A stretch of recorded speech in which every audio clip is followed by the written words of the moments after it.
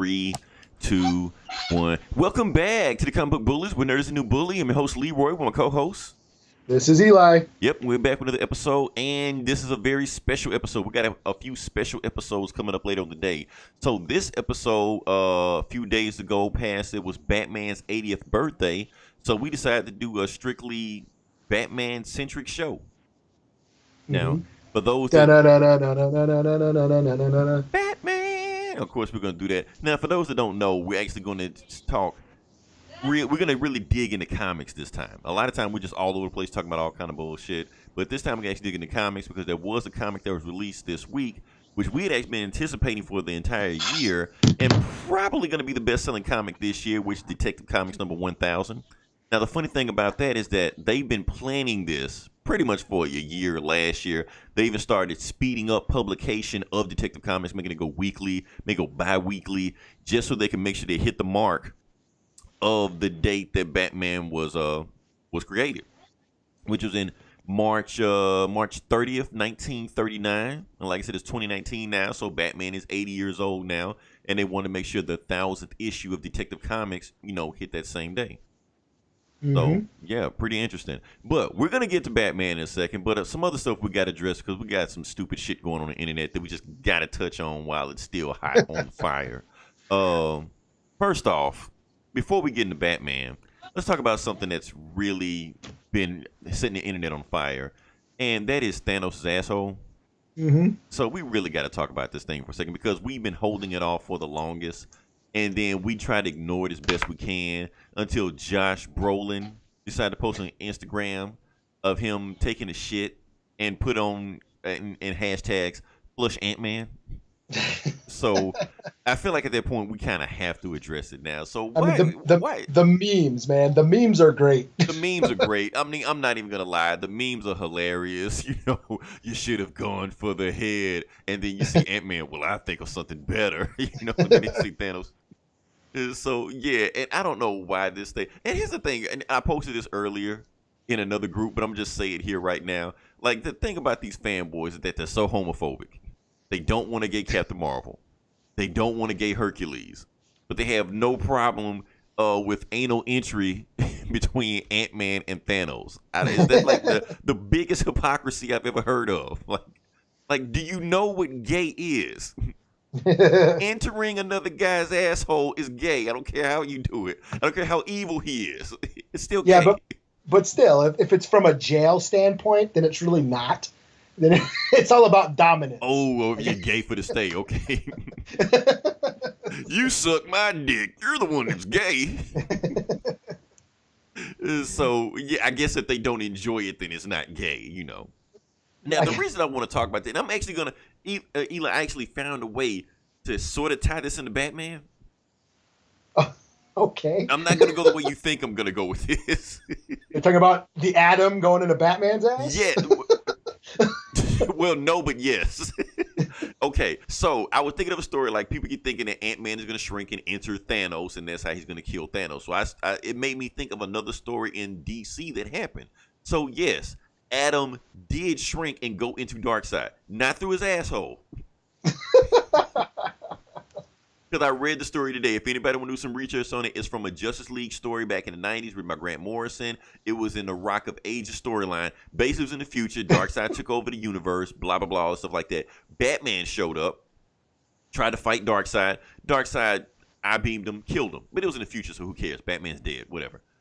That's the end of that story, how it connects to Batman. But anyway, Green Arrow shows up. He was like, okay, you killed Batman. We're going to kill you. And so he shoots like a strobe light arrow at Darkseid, but of course the arrow bounced off Darkseid to do anything. But the thing, because it's a strobe light and light enters the eyes, Adam was able to shrink so small that he was able to ride the light beam into Darkseid's eyes through his brain or some bullshit. It's Grant Morrison. Look. Yeah, I was about to say it's Grant Morrison. It's Grant Morrison. What do you expect? Okay. So he's inside Darkseid's brain. He pulls out some mini cannon that he had in his hand that was shrunken down, enlarges it, shoots the shit out of Darkseid's brain, kills him, blah, blah, blah. That's it. So, yes, that is possible. Plus, Adam, or was it the evil Adam, or whatever.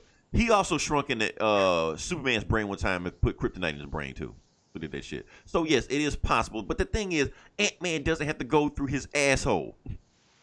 He can go through his navel cavity. He can go through his ear.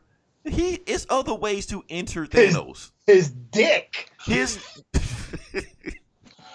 That's a possibility too, but I mean that may even be worse. And plus, there's no guarantee that even entering Thanos' asshole will even work. It's Thanos.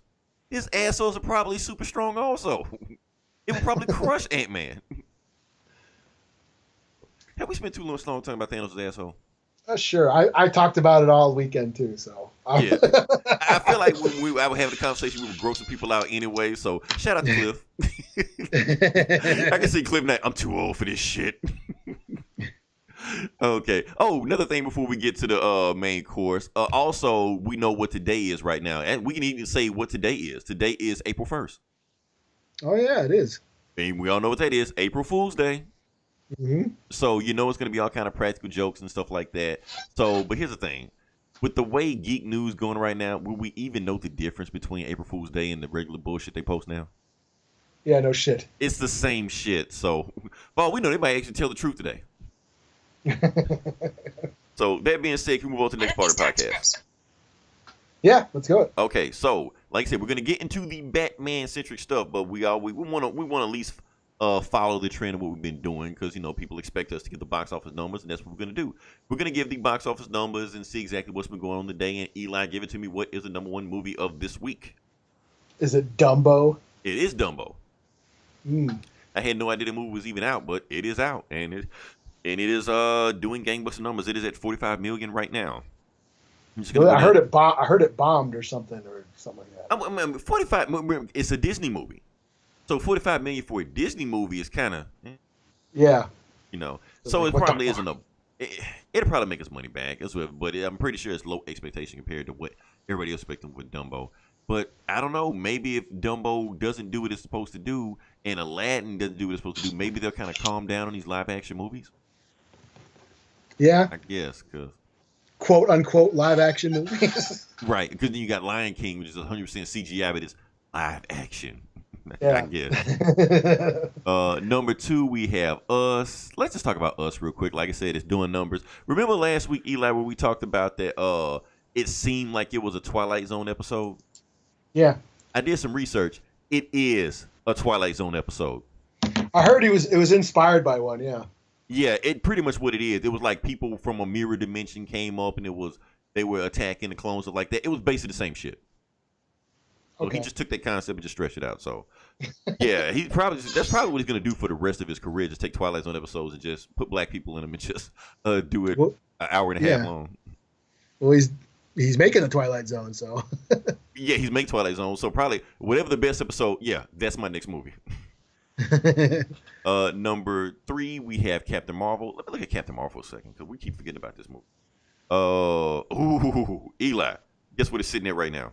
Is it at $1 billion yet? It is not. It is at 990. Oh, almost. Almost. Now you know what Disney is gonna do. They're gonna leave it in the theater until it hits $1 billion. They don't give a fuck if it's next year. So they did it with Black Panther. I'm willing to admit that they left Black Panther in the theaters until they did the numbers they wanted to do, then took it out. Uh-huh. And plus, we know when Endgame hits, Captain Marvel is gonna get a boost anyway. All right, yeah, there you go. Because still, we got that. So what else we got? Number 4, 5 Feet Apart. 5, Unplanned. Don't know what that is. Number 6, Wonder Park. Don't know what that is. Number 7, How to Train Your Dragon. The Hidden World. Another one? Okay. Number 8, Hotel Mumbai. Don't know what that is. Oh, really? That's out? What is that? That's about that massacre when those terrorists like stormed that hotel, started shooting up India and shit. You got to narrow it down. Which one? There was it was a big one. Mumbai, it was about 10 years ago. I mean, It's we like get it's- so yeah. many terrorist shootouts nowadays. That was like the first one of its kind. You know, they were like, "Fuck this suicide bomber shit. Let's just do the shit the Americans do and just rush into a place with machine guns and shoot everybody." And they made a movie about that? Fuck. Yeah. Got some really fucked up people, man. Okay. And what else we got? Number 9, Tyler Perry, Madea Family Reunion. No, Family Funeral. Sorry if I fucked that up.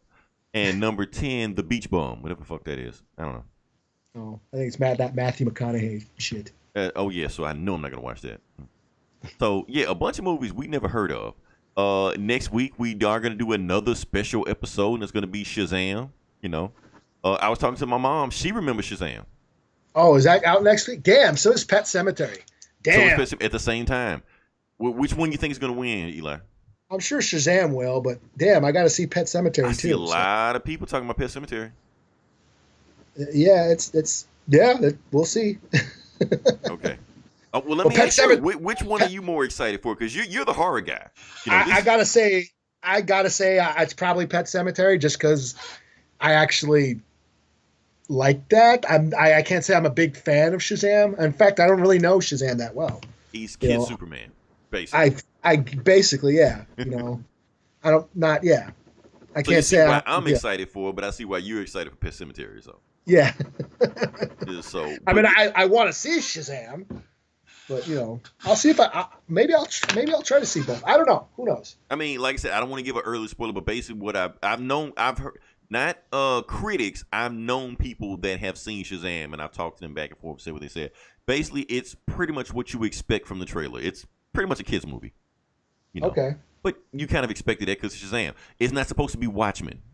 You know, he's not supposed to be dark and gross and ripping people's heads off like Superman. Superman ain't supposed to be ripping people's heads off like Superman, but shit, that's what's going on with them. So yeah, that's Shazam. It was just weird that my mom was like, "Oh, is that guy that I remember from for the cartoon TV show from when I was growing up?" Like, yep, same guy. Matter of fact, I do remember that show. It's on DC Universe. Oh, okay. I've never seen it because it just looks so damn cheesy, but yeah, it's on DC Universe. I do remember it. I mean, I'm that old to remember that shit. You know. So Billy Batson. So yeah, so that's cool. So now we can actually move into the actual podcast, and like I said, from now to the end of the podcast, all it's gonna take us, we can talk about Batman. That's it. I don't know if you guys have ever, for new listeners, I don't know if you noticed this, but you almost never hear me talk about Batman. I leave all that to Eli. You just like complain about him. Pretty much. It's not that I don't even hate Batman. I don't hate Batman. I like Batman. I'll even admit Batman's, culture on pop culture. His influence on pop culture. I'll admit that. I'll admit his popularity. I admit that he has some of the best written comics and stories in all of comics. I just have a problem with the character itself. I'm not going to get into that. I'm going to get into that when we actually talk about the book, because this Detective Comics 1000, some of those stories address my issues with Batman. Yeah, I was about to say, reading those stories, I'm like, hey, Leroy, like, this is about what Leroy talks about all the time. So we would talk about those on a case-by-case basis. Yeah. So, Batman just beats up hood rats all the time. And they call him out on that shit. But like I said, we'll talk about that shit. All right. So, Eli, let's do this tradition like we do. Let's prepare ourselves like we're going to do for the Shazam review. So, like I said, this is Batman. So, what is your first earliest memory or interaction of Batman? It's got to be the 66 TV show when I was a little kid. Okay. Loved Batman. Yeah. Loved Batman as a kid. This predates my love of Star Wars. So that's way old. I was into Batman before anything else. I remember the TV show, the Adam West TV show. I remember the Migos. I had so many Batman Mego figures because I would lose them, or they'd break, or the fucking the sticker, the bat signals. His emblem it was a sticker, just on his felt fucking bat suit. It would fall off, and I just constantly needed Batman figures. So I had so many of them, So yeah, I was way into Batman as a little kid. Watched the Super Friends, when I found out he was a comic. Before I could even read, I was just buying the comic books just to look at the pictures and shit. Mm-hmm. So, but yeah, it all starts with the back in what would be the late 70s. Okay. And yeah, just those reruns with the Batman 66 series. Okay. Let me ask you, because like I said, that's my first interaction with Batman also. Now, watching that show, did you feel it was campy, or it was like a comedy show, or it was making fun of Batman anyway when you were watching it? No, because it was just my first exposure to Batman. I just thought it was cool. Like, it was so as a little kid, that's all. That was my only knowledge of him. Was Right. basically that show or the cartoons. So I had no idea that there was this other darker side to him. I mean, there was a little bit of that in the comics because I'm probably sure it was the Neil Adams shit that was going on at the time Right. that I was looking at. But I just thought it was all cool. This is all just cool Batman shit to me. Yeah.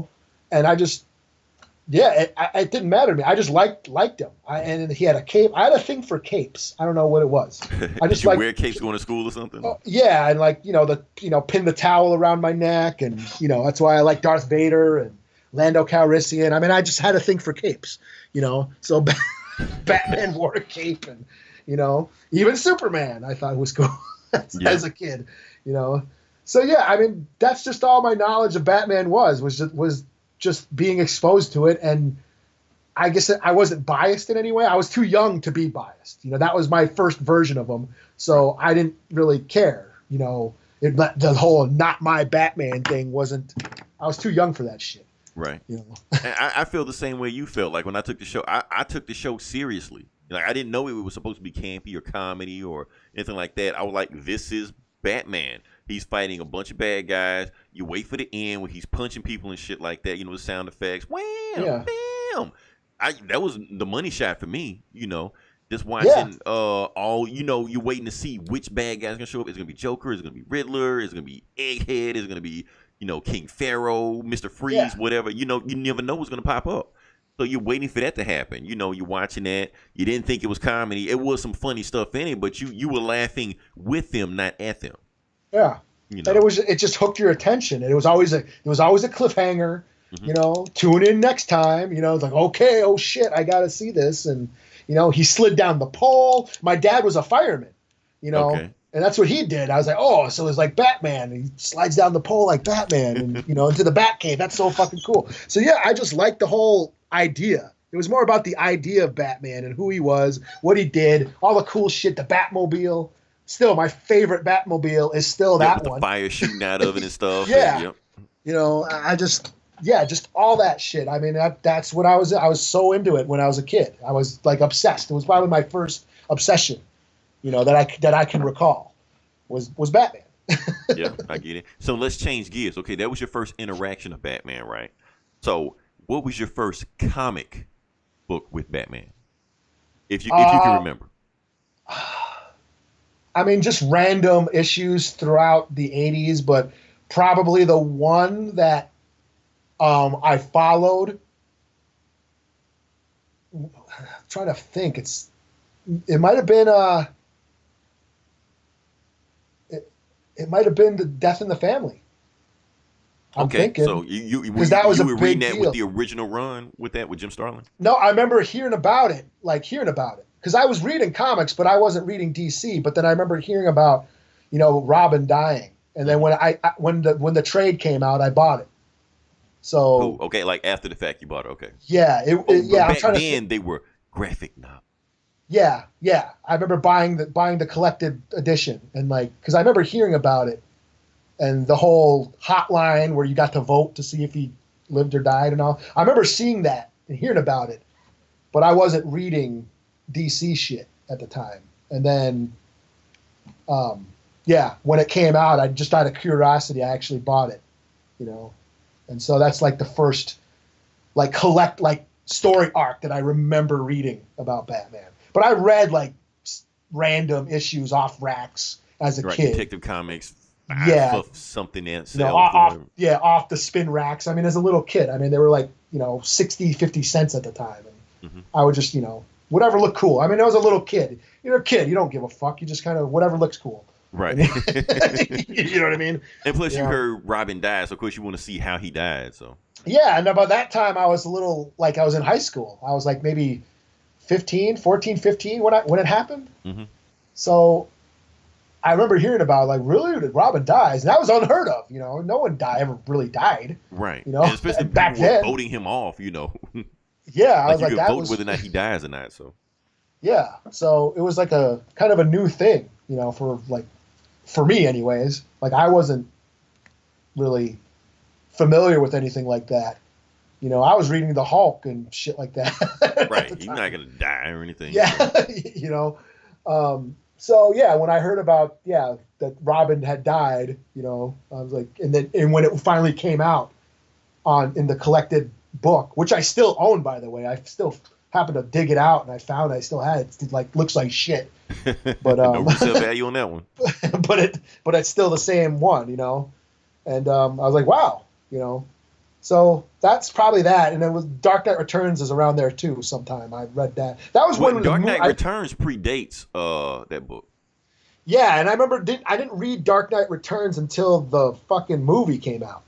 Oh damn. So Okay. yeah, so it would have been a few. And again, I had heard about that story and how cool it was, but again, I wasn't really, you know, interested until the movie because when the movie came out, the whole world went batshit crazy. Oh yeah, So the '89 movie. yeah, Insane. People don't understand. If you weren't there, you wouldn't understand it. yeah. I'm trying to think of. I tried. It's like Star Wars, but if you weren't around for Batman, then you ain't gonna remember Star Wars either. Right. I'm like trying to think of what would that be like? I can't think of anything like that. The Avengers went like that. Like the hype for that movie, I can't think of any movie that was like that. Yeah, because I mean, Marvel has. I mean, everybody's into Marvel, Yeah. but like, The problem is with Marvel that there's so many of those movies coming out, it kind of kills the hype for them. Like even Endgame doesn't have the hype that Batman movie had. yeah, and the merchandise. I mean, everything. I had the Batman Everybody. sweater. I had the Batman sweater. Keychains, the cereal, the fucking, you know, the pop or drinks. I mean, there was so much merchandise. There were billboards. The It Kinder was toys. yeah, Remember Bob the Goon?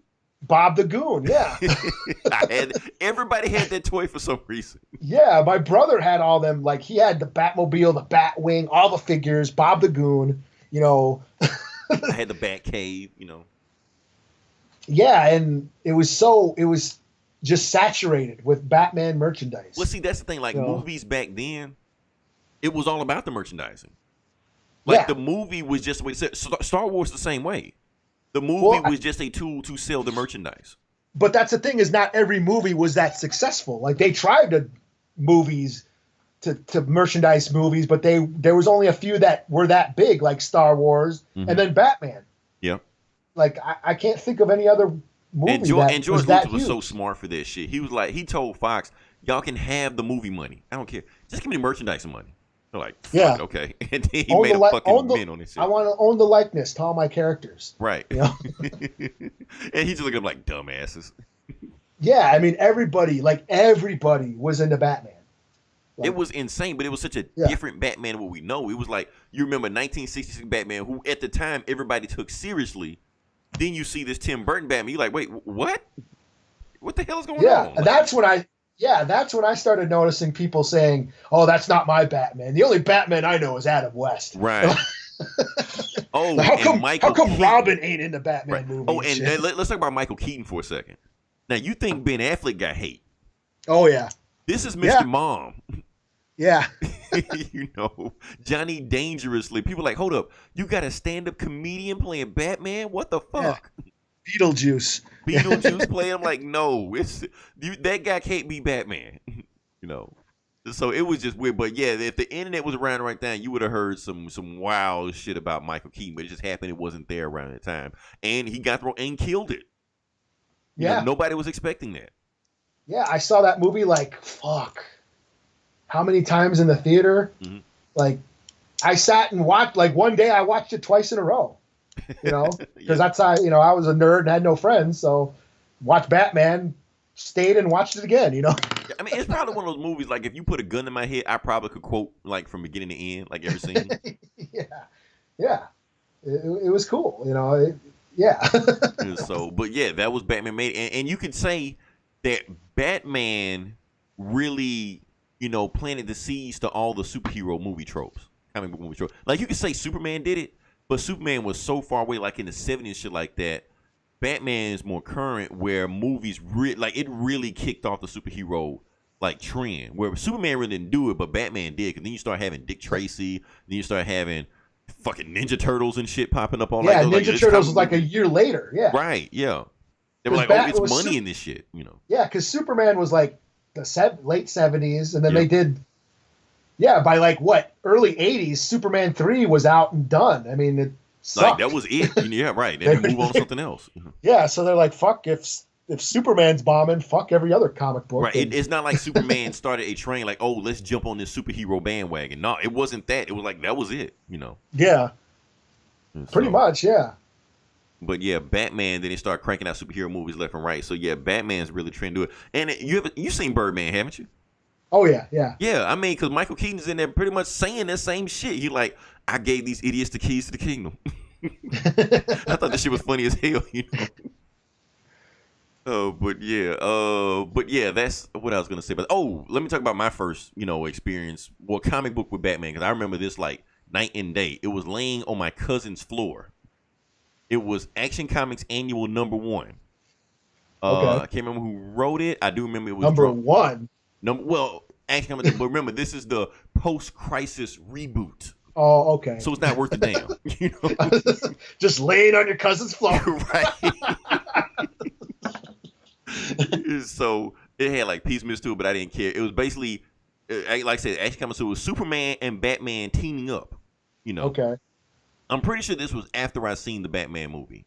But they were teaming up and they were fighting vampires. That's when I learned that Superman had a weakness to magic because these vampires was fucking them up, slicing them and shit like that because they're magic and shit. So it took Batman to help him beat these guys. And I was like, honestly, watching Superman and Batman teaming up blew my mind because I remember the Superman movie whenever that shit came out and the Batman movie.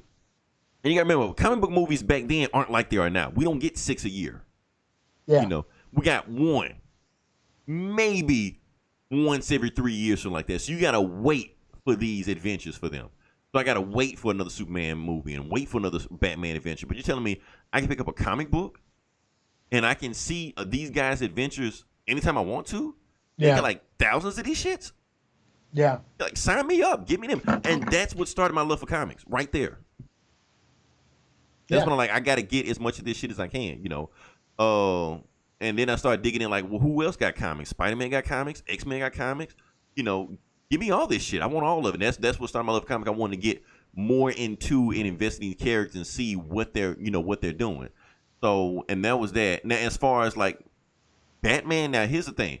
That was years later. I actually didn't buy any more Batman comics or Superman comics for that matter either. I kind of got heavy into Marvel like most of my friends around the time.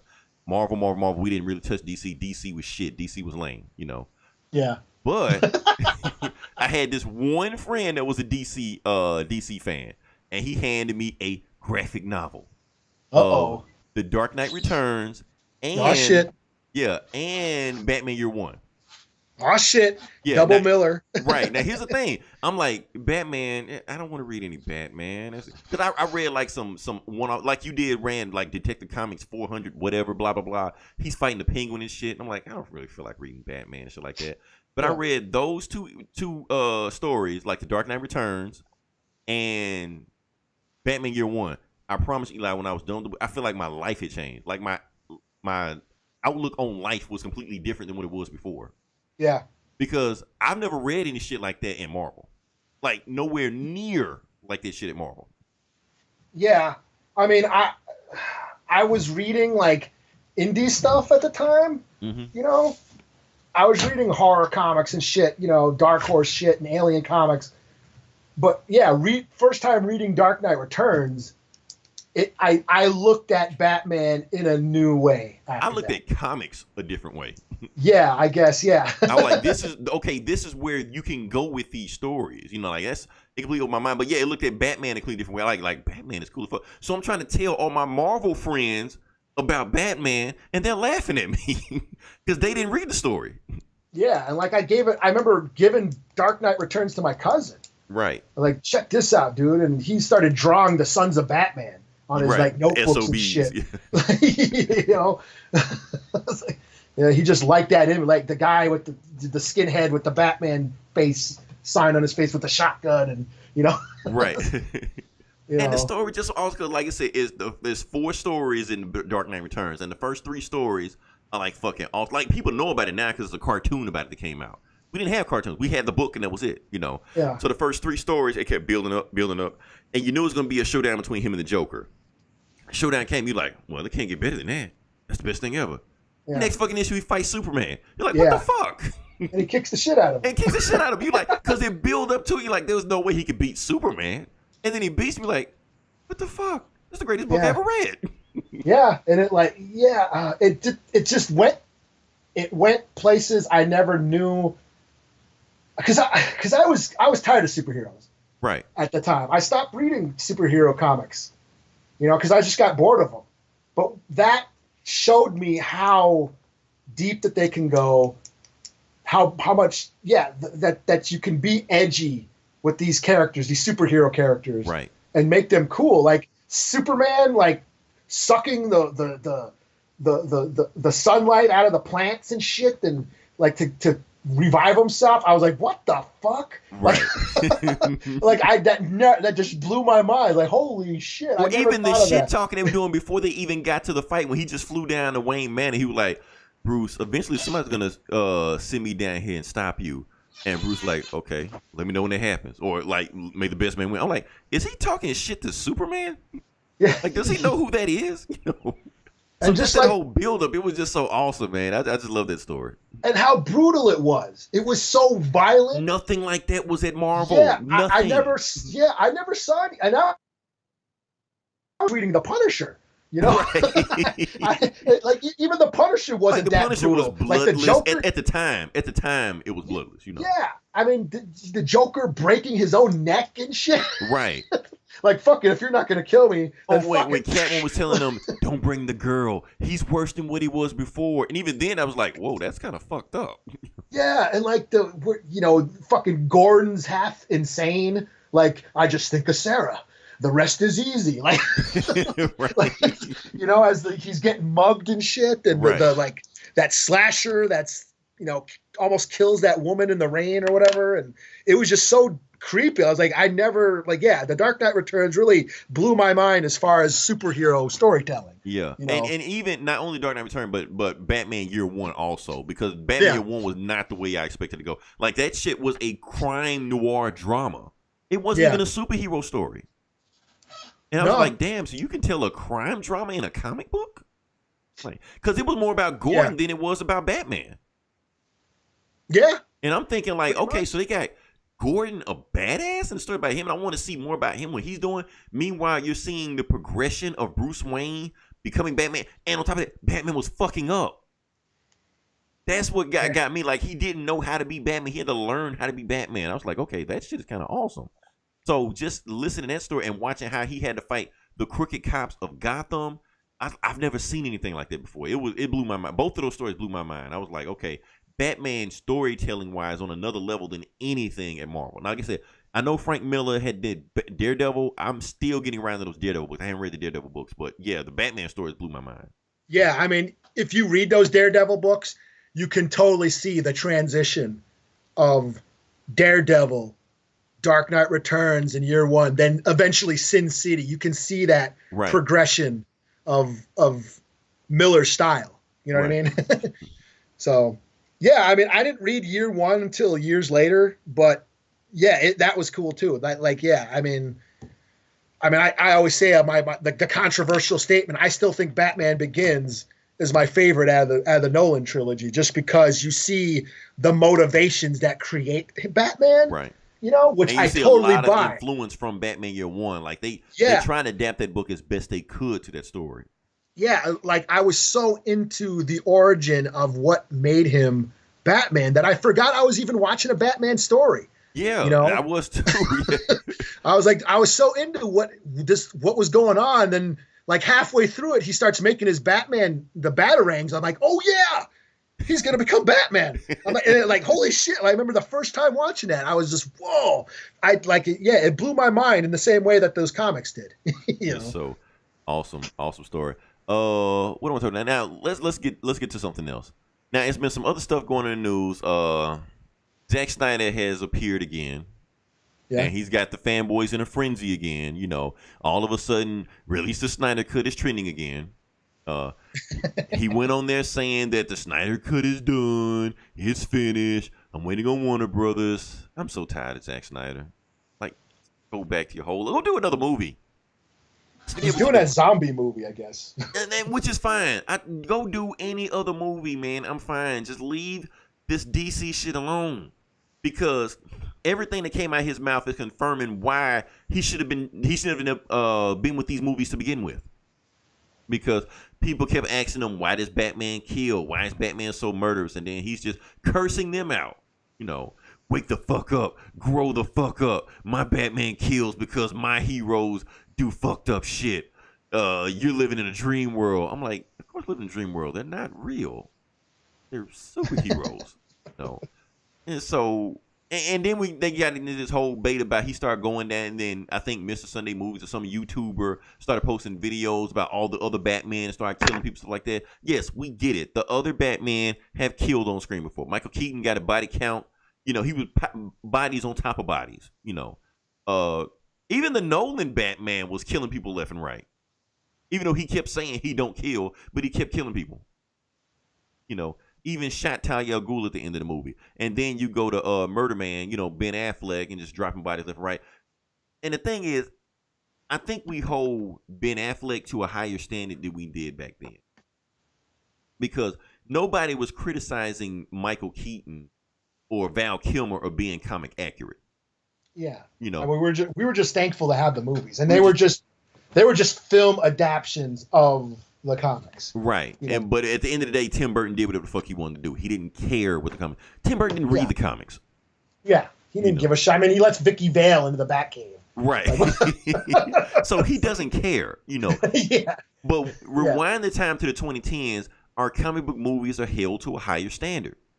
Yeah. We expect some authenticity to the source material. Some of it, you know, we're not saying you got to be a slave to the source material, but we expect like whatever the core mentalities of those characters to graduate to there. I mean, you can blame the MCU for that because they've taken the core values of those characters and they put them on screen. Like when you see Captain America, you have to squint and be like, hey, he's kind of Captain America, but he murders a bunch of people. You know, it's not like that. You see him. And now when you watch, you know, Batman v Superman, you kind of put your eye like, is that Superman, or is he going to rip a dude's head off in the middle of a fight? Is that Batman? Is he shooting people? You know, it's kind of hard to, you know, and it just lets you know there's that disconnect between Zack Snyder and the audience. He doesn't get what makes these characters because, okay, yes, movies aside, yes, Batman kills in the comics. Let's just put that out there. He kills in the comics. But he's not murderous like Ben Affleck is, you know, just, you know, murdering everybody and mowing people down and running them over and, you know, dragging them with the Batmobile and slamming them in the road. He's not doing that. No. Self-defense. If a grenade bounce off a guy and it kills him, oh well, didn't mean to do it, but it happens. But he's not going down just mowing down people, you know, and that's the thing that Zack Snyder didn't get. And plus, Batman killing is a fundamental flaw of the character. Yeah. Because if he kills, why would he have a rogues gallery? Why would the fucking Joker be alive? Yeah, and that's the point of the comics version is the reason that keeps him from killing is what separates him from being a villain. Right. You know? And then he's half a serial killer. You know, basically. Right. He's That's a the only serial thing killer. stopping him from being a serial killer. Yeah, he's a serial killer who doesn't kill. Is essentially what Batman is. Right. Which is what is so interesting about the psychology of the character. You know, that he is just this obsessive, you know, fucking creep. Right. You know, that can't get over a trauma, this past trauma. You know, which we will talk about later on also. Yeah, so that's what keeps him interesting is the fact that he doesn't kill and that he won't cross that line. You know. So, and plus, so yeah, I can see I can see why people are angry about it, you know. But, you know, again, it's like I said, it's another medium. I'm fine with whatever, you know. I'm just saying, I'm not fine with it because it does break the character if he kills. Because not only that, let's take a little bit further. Okay, so he doesn't kill his rogues gallery. He's got the Joker and Penguin running around like that. But if he kills people, it's another problem he runs into. Commissioner Gordon. Yeah, that's true. Because Commissioner Gordon, Batman only does what Gordon allows him to do. So if Batman is going around just offing people left and right, Gordon will have to shut him down. And trust me, Gordon can shut him down if he wanted to.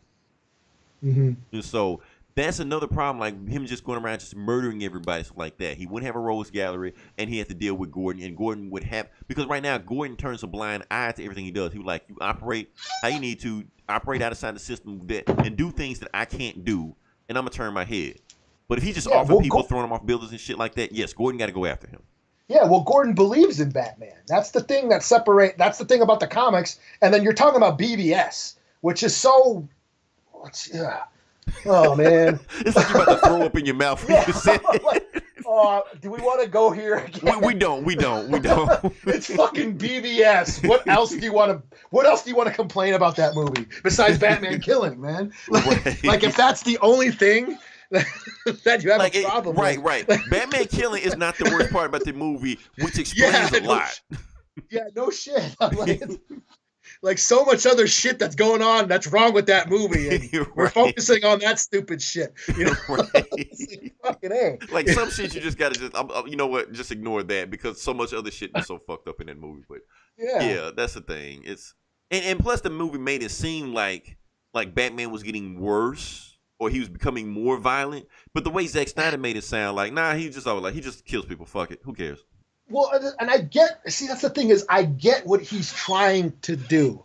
I get that this was a Batman that's sort of hard-boiled and sort of given up, and he's just down in the dumps. Robin is dead. He feels like he's got no purpose. He's basically hit rock bottom, and I get that, but the movie doesn't portray that. That's the point. The movie doesn't portray that. Now, if the movie said he was getting more violent, I would have been fine with it. I would have been fine with him killing.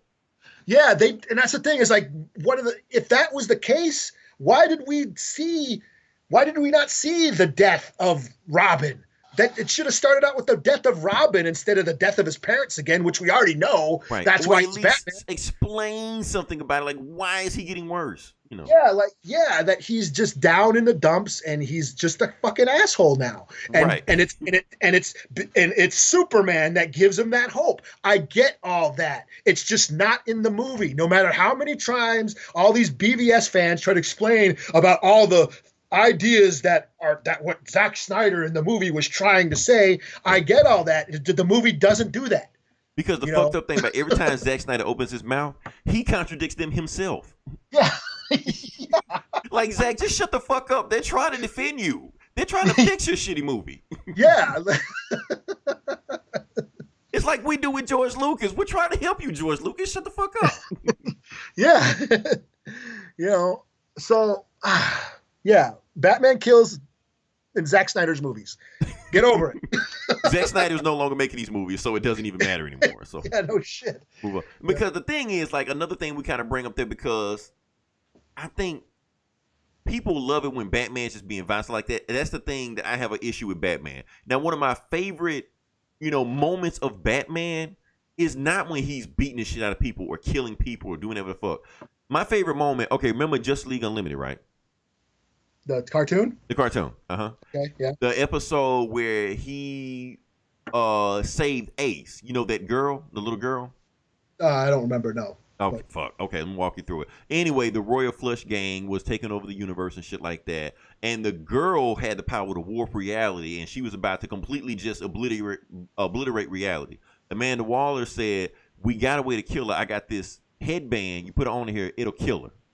But somebody got to get close enough to get to her. And Batman just snatched out of her hand and just ran in the room. They were like, oh, shit, so Batman's going to do it. Batman walks in the room, but she can read Batman's mind. And she tells Batman, that thing in your head could kill me, can't you? Can it? You're like, yep. But you're not going to use it, are you? Nope. You just came to sit by me because you know I'm going to die. Like, yep. And Batman just sits there with her and just consoles her while she passed away because her powers are killing her. And then when she dies, Batman just carries her out, and in his hands. And I'm like, that's a Batman moment. Because anybody else would have went in and tried to punch their way out of the situation. But he, confided in this little girl. And I was like, damn, that's some deep ass shit. Plus, it even gets deeper when you find out that the dog in Batman Beyond, he named the dog after her. I'm like, damn, some deep shit. So that's when you make Batman a more complex character instead of he just beating the shit out of people and breaking arms and legs and shit like that and actually has to think his way or show compassion. That's the Batman we should be seeing. We should see this side of Batman. That Batman doesn't exist in Zack Snyder's universe. Or in his mind. You know. So that's my thing. So we want to see a well-rounded Batman, not just a Batman just going to beat the shit out of everybody. So moving past that, let's see. Hopefully Matt Reeves will have something to do with it. He can't do worse. I will say this: Matt Reeves also wished Batman happy birthday, and he also had a picture of Detective Comics 27. So he's actually reading a comic while he's making this movie. That's not Dark Knight Returns. That's not Dark Knight Returns, where he just looked at the covers and be like, "Oh, this shit is so cool!" Like, he could. Let's move on. We're not gonna make this a BVS podcast. And so overall, okay, like I said, I'm gonna ask you a question. I'm gonna ask you a follow-up question after that, Eli. What is your favorite Batman cartoon series? Cartoon series. Oh, well, probably the animated series. Yeah. I know. Yeah, easy answer. That's pretty much the default answer. So here's my follow-up question: your favorite episode? I think I've asked you this before, but yeah, I think it's Feet of Clay, the one with Clayface. There's so many of them, but just I just remember the Feet of Clay being so like, what the fuck am I like? Just watching it back then, and like being, wow, this is like almost like a horror movie. Like I was like, this is for kids. And like it made me question, like, wow, kids are watching this shit. Like, holy shit, they're like really pushing the boundaries on like shit that kids will watch. Right. You know, because it was almost like a horror movie. Because I mean, Clayface is a very like visually creepy character. And especially the way he's portrayed, the way the shape shifting of the faces and all that shit. It was like creepy looking. And the cool thing about that, he's never existed outside of the comics before. So he wasn't on the '60s show. He was never in a movie, never in a Super Friends show. So he was a new, fresh villain. We've never seen Batman fight a villain with superpowers. Yeah, and it was so weird. I mean, just the way it like plays out, where you thought it was Bruce Wayne was, robbing the fucking, robbing the factory or whatever, and it was basically Clayface just disguising himself as everybody. But when he just starts morphing into, that big blobby monster that he is, I'm like, wow, this is like kind of like, of course, because I'm into horror movies, I'm like, it's kind of cool. But I remember just thinking, wow, this is for kids, really? Wow. Right. And plus the animation on that was just like top notch. It almost seemed like anime. Yeah. On that particular episode. It's like Darkman, it reminded me of Darkman. Right. And that was the thing about the animated series is like, it was such a surprise because remember, 89 Batman blew up. Like it was so huge and everybody loved Batman for like 3 years. Then you had Batman Returns and just continued this Batman phenomenon, where the world was just saturated with Batman shit. So I was kind of sick of Batman at the time. So when this cartoon came on, I'm like, oh shit, now it's a Batman cartoon? Right. And you think they're just milking the movie? Yeah. Yeah, I'm like, I didn't think it was going to be that good. But then I start watching, I'm like, holy shit, this is actually kind of fucking cool. Right. Like it actually went deep into Batman's mythos. And I'm like, wow. Yeah. Okay. I was like, wow. I mean, most of my knowledge of Batman comes from the animated series. It started influencing the comic books. Yeah. Like they started, well, let's just do what they're doing.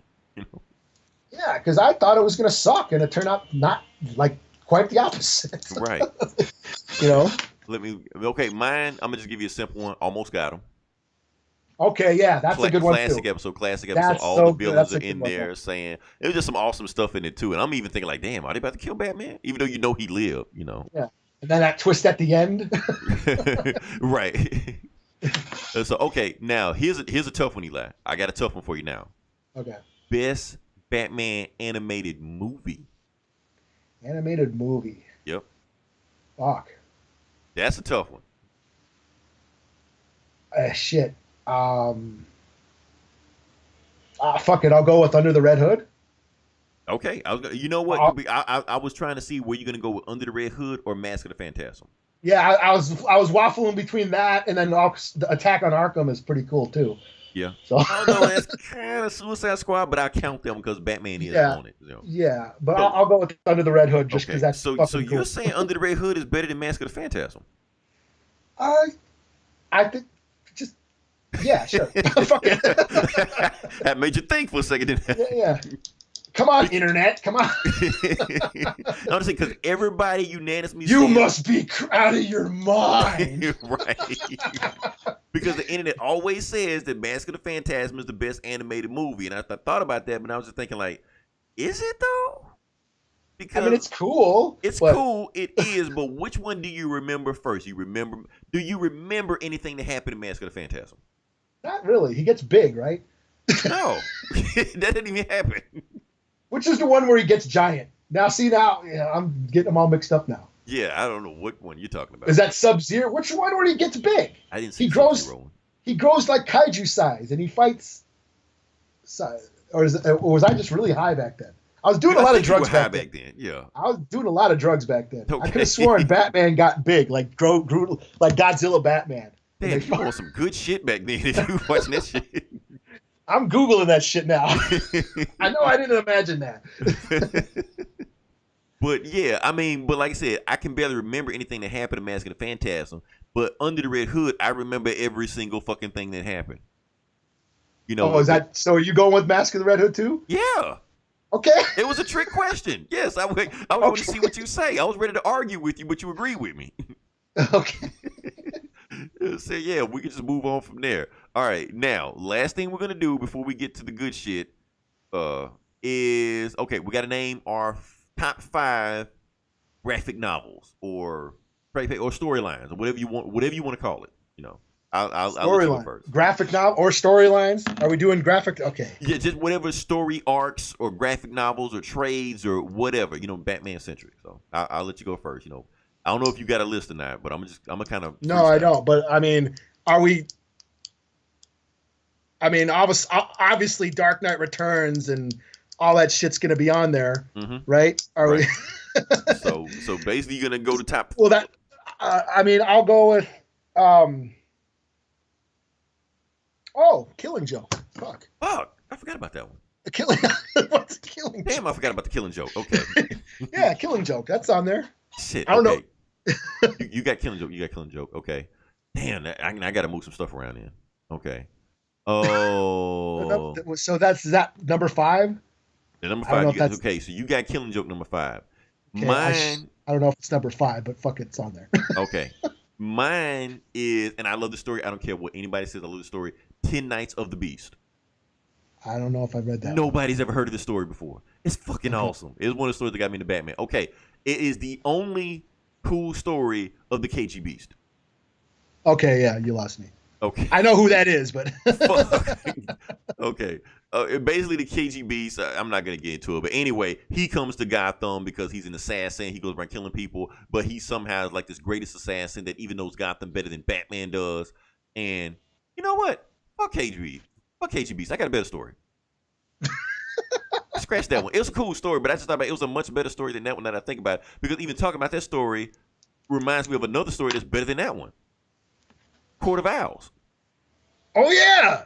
Like fuck. Like we just staring us right in the face. Court of Owls. Yeah. That's good. Yeah, that's Court awesome, of Owls actually. is the top 5 story. I don't give a fuck what nobody says. So okay, I'll give you number 4. Would you? Fuck. Azzarello's Joker. Fuck it. Okay. Brian Azzarello's that Joker story is Batman. Yeah, Batman shows up at the end, but it's just basically it's basically about that a guy who's driving for the Joker. It's all from his point of view. One of Joker's henchmen. I think that guy was in Suicide Squad. Okay, the Frost or whatever. I think his name was that guy. He was basically Joker's henchman. Yeah, and it's just Joker going on a gang war with all the other Batman villains and shit. And this guy is his one of his henchmen and shit. Then he dies at the end. Damn. Okay. Shoot. What I got number 4, right? Well, 4 I'm gonna put Killing Joke in there. I wasn't gonna put it in there, but I gotta put Killing Joke's gotta go in there. Yeah. I'll let you. I guess you got number 4, number 3. You got number 3. Okay. Number 3. Fuck. Long Halloween. Fuck. I forgot about that one.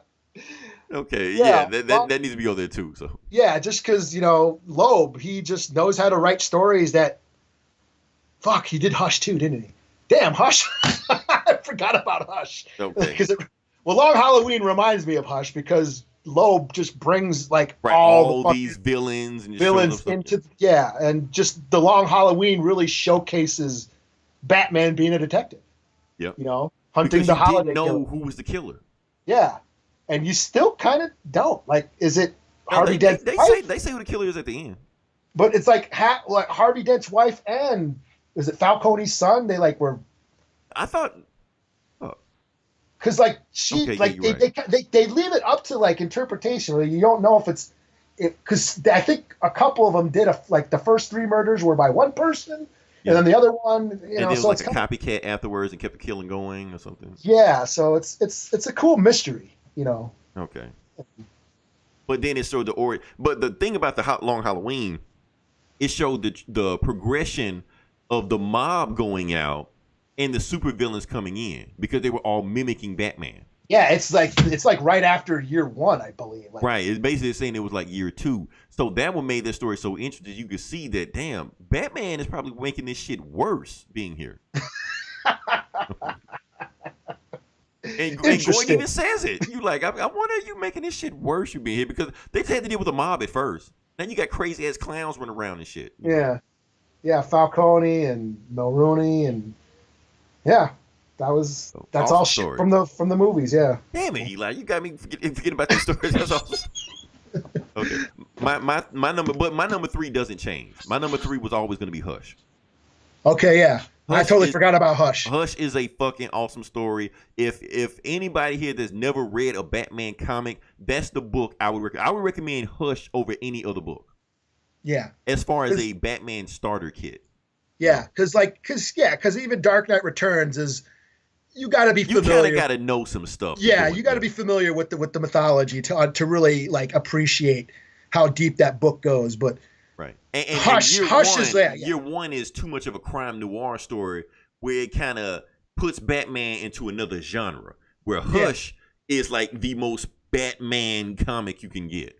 Yeah, and again, it's Jeff Loeb writing, bringing all the fucking villains into the story, and Jim Lee. I was gonna say because Jeff Loeb wasn't the star of that book. Jim Lee was the star of that book. Yeah, but Jeff Loeb wrote every character that Jim Lee. Okay, you want to see Jim Lee draw everything Batman? So here you go. Because it was like porn the way Jim Lee was just drawing it. It was just bat porn, Yeah, basically. Yeah. And then you had the honestly a better Superman versus Batman fight in that book. Because you really felt like Batman couldn't beat him. But Superman was there. And then Batman basically said, like, this dude could kill me anytime he wanted to. Like, I'm basically, like, he's trying not to kill me right now. So I got to figure this thing out before he just forgets who he is and just takes me out, And that, to me, was a more believable fight than it was in The Dark Knight Returns. So, yeah, but I'll let you go number 2. Number 2. Fuck it, I'll go Death of the Family. I was wondering if you were going to put that on there. Okay, Snyder and Capullo. Death of the Family. Oh, Death of the Family. Yeah. Okay. New 52.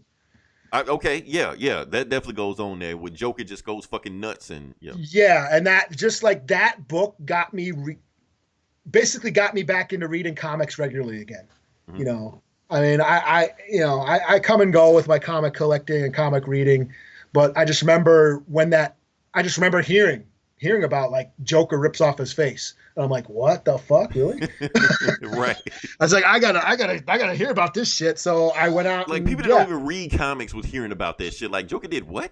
Yeah, I was like, I gotta check this shit out. And then when I found out it was Greg Capullo, and I was, I used to read Spawn, so I was like, the dude who draws Spawn is drawing Batman. Holy fuck, yeah. I'm sold. I'm there. And yeah, so that story arc got me basically reading comics again regularly, here I am.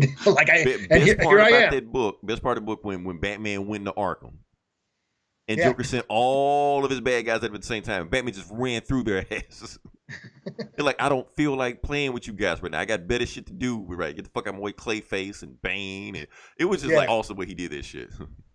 Yeah, and it brought Joker to a higher level. Like it reminded me of Dark Knight Returns as far as like, wow, I never thought that comics could go there. You know, you know. So and yeah, Greg Capullo. Just okay. Look, I know we got to talk about this. Who do you got, Jim Lee or Greg Capullo? Oh fuck, man. we got to go there. You're just torturing me, man. You know what? Fuck it. I'm gonna go with Capullo because there's like a creepiness. Yeah. You know, like Jim Lee is an awesome artist, and anything he draws is fucking awesome. But Capullo has a distinctive style where he adds a creepy like horror quality. Right. To Batman. I get what you're saying. Capullo fits Batman better. Yes, and that's what I'm saying. Like his style on Batman is just. Now, if you want to do a Justice League book, yeah, Jim Lee is better for that than Capullo. But for Batman and that world in Gotham, it's Capullo. Yeah, he told that really creepy, atmospheric, cartoony. Like he's so cartoony and exaggerated, right? But it adds this sort of like I say, this like horrific quality, a terror quality to the characters and everybody, you know. Right. So yeah, I'm going with Capullo. So fuck it. Okay, we're on the same page there. Okay, so my number 2. Woo, this is gonna be a tough one. Number two, I gotta go with Year One. Okay. Because you already know what number 1 is, but I gotta say number 2, Year One, because Year One is such an awesome story. But my number 1, that just changed my outlook on what comics could be. You know. Yeah.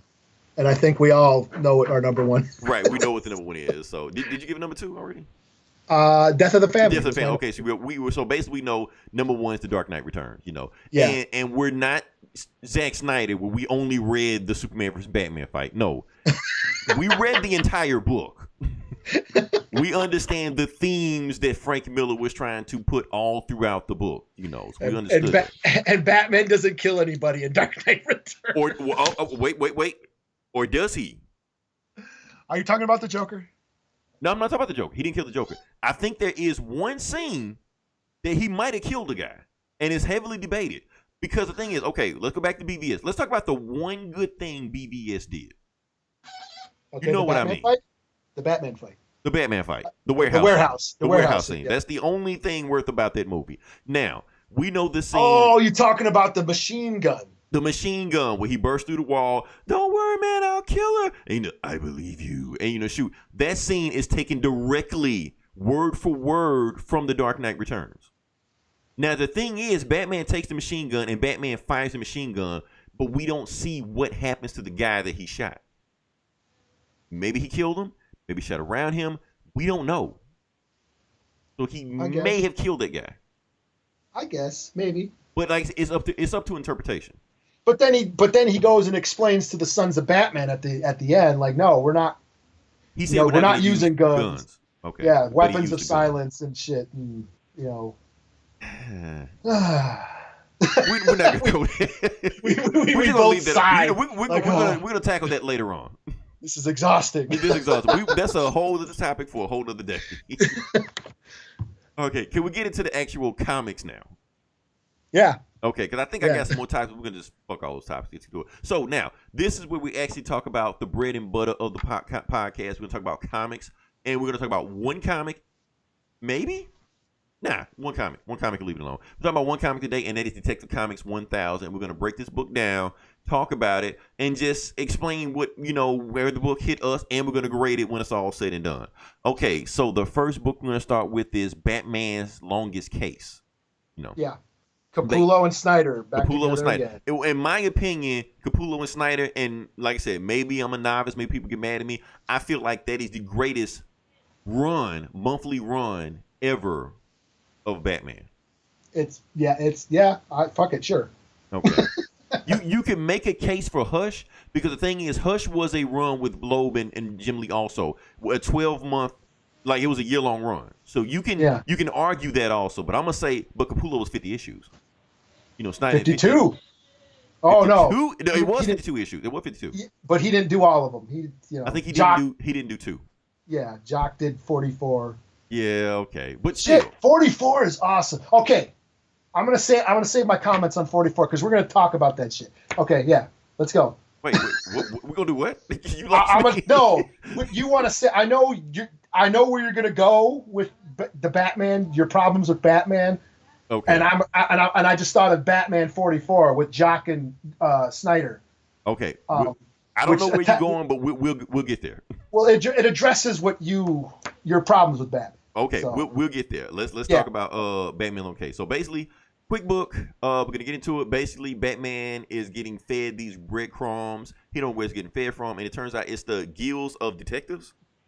Am I saying it something. right? The League of Extraordinary Detectives or something. Or some shit like that. The Anyways, Guild, yeah, it was the Guild, yeah.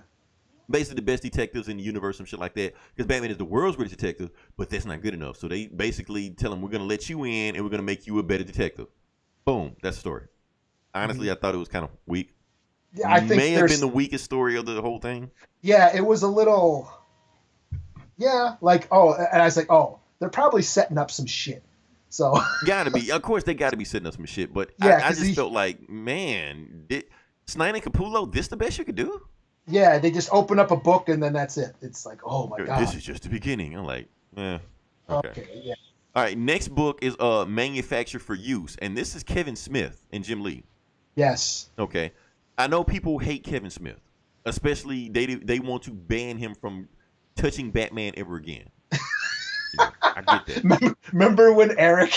Eric was, if he was in the room with us, he might have fought us. It's just even bringing up his name. Well, shout out to Eric. Shout out to Baumgart. Eric. Shout out to Get Valiant.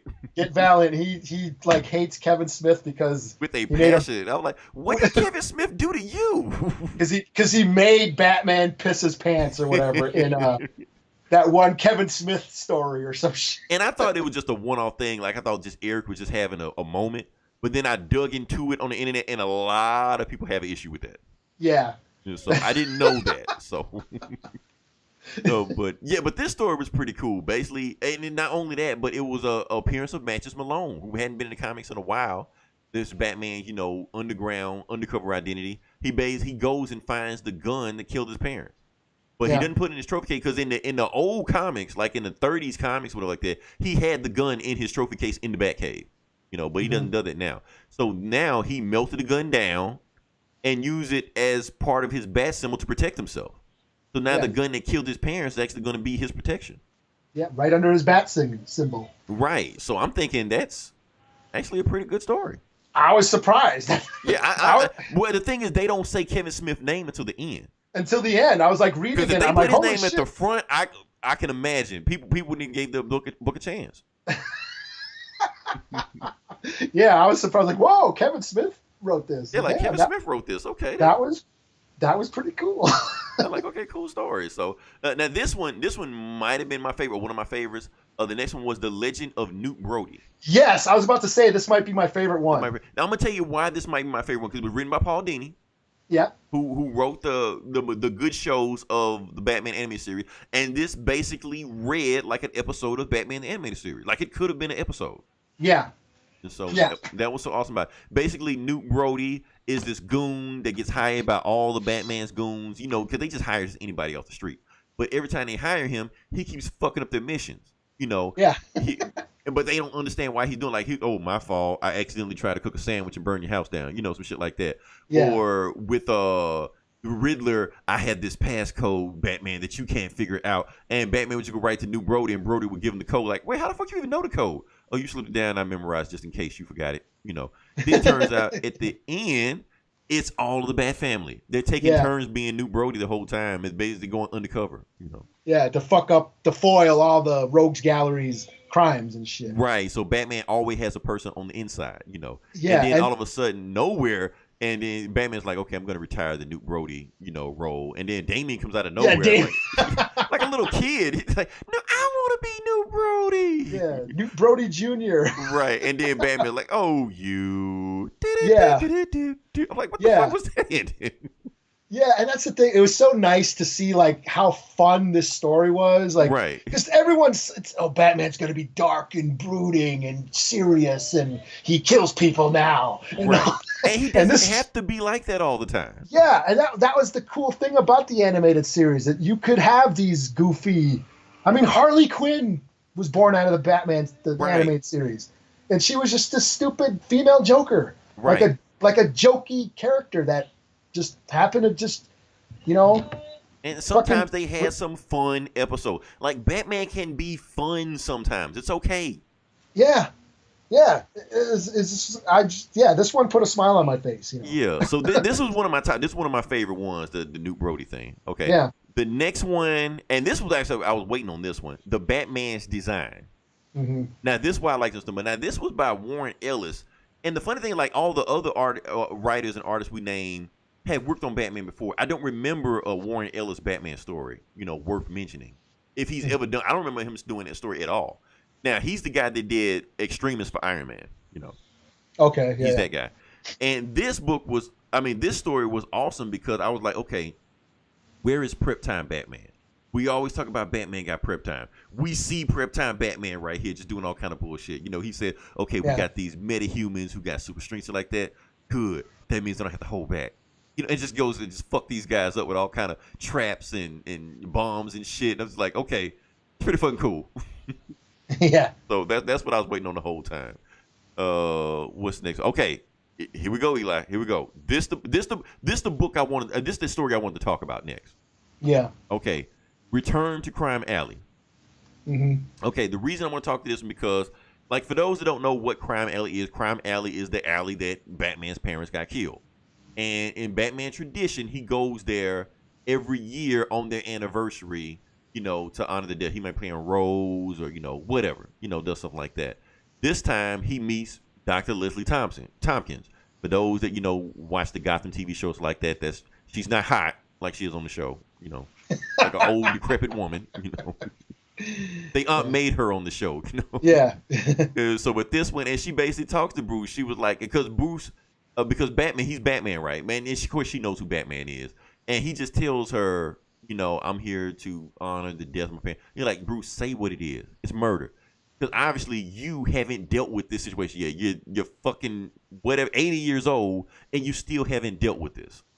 You could have did something with this. You could have got past this. You could have used your wealth and influence to do something with this and make Gotham better. But nah, you just run around just beating the shit out of people. Like, you're not, and obviously run around in this costume. It's obviously that you still have PTSD from this because you never moved on from this. You're still a little boy. And then not only that, we get these muggers that just robbed the party store and put masks on and stuff like that. And they try to mug Batman for some reason. Like, I understand they want to mug the old lady, but Batman's standing right there. And then Batman just flips the fuck out and starts beating the fuck out of all of them. He was like, you're going to rob me on the place where my parents got killed. Like, no, that's not going to on the anniversary. On the anniversary. No, I'm going to beat the fuck out of everybody. So he, like, it's 4 of them. He beats the shit out of 3 of them. And then he remembers, I clocked the 4th one. Where the fuck is he? So he turns around, getting ready to beat the shit out of him. And Leslie Tompkins is protecting him. And she's like, you're going to stand in front of him between me? Why? Be like, because, what did she say? Basically, like, you've done enough damage, or can't you see he's hurting? Yeah. And like, you're scared of him. Like, no, I'm talking to him about you. Yeah. And it was you feel sorry for him? He's like, no, I feel sorry for you. Right. And I was like, damn. And and of course it was by Denny O'Neil. Denny O'Neil was that artist in the 70s. Because everybody want to give Frank Miller, credit for reinviving Batman, but Denny O'Neil was actually writing these stories like a decade before Frank Miller even touched them. Basically doing the same damn stories where he was going introspective and deep and dark, with these sex stories with Batman. And it's the same story. He invented Lucius Fox and Leslie Tompkins and all these folks like this, and that's the thing. Leslie Tompkins was basically saying everything I've been saying about Batman. He's a flawed character. He makes things worse. All he's doing is acting out vengeance when he could be using his money and social status as Bruce Wayne to really help Gotham if he wanted to. But that's not what he wants to do. Another reason why he doesn't kill. Because he wants these guys to keep coming back so he can beat the shit out of them. If you kill Joker, why does he need to be Batman anymore? Well, my theory is if he kills, then he's just like, then he crosses that line.